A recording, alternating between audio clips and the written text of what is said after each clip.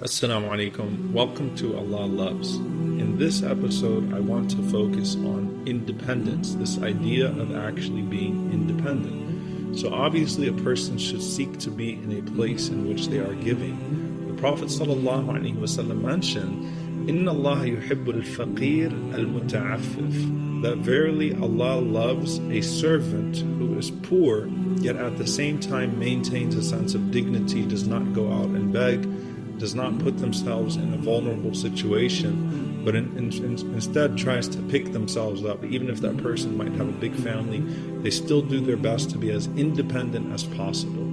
The Prophet ﷺ taught us to seek refuge in Allah from debt, to seek refuge in Allah from being in a difficult situation. Yet there are entire chapters of hadith on the virtues of poverty, the virtues of being in these types of tests that are not self-inflicted, but at the same time they're tests and trials that come. Allah loves that person, tries their best to maintain as much of modesty, as much of their independence as possible, even in those situations. Allah loves that person who is trying, even in their most difficult moments, to be as independent as possible. The Prophet ﷺ went through numerous examples of this. Auf ibn Malik says, we even took pledge with the Prophet ﷺ ala alla nas'alu nasa shay'a, that we would not ask people for anything. And he says the companions that were present in that pledge took that pledge so seriously that if one of them were on their riding animal and they dropped something, or they dropped whatever it is that they had with them, they wouldn't ask someone else to pick it up for them, but instead they would get down and they would pick it up themselves. So that sense of independence is something that is to be ingrained in the mindset, in the psyche. The Prophet ﷺ mentioned 5 advices that Jibreel ﷺ, that the angel Gabriel gave to him. And the last things he said, and his sense of dignity is his not being in need of people.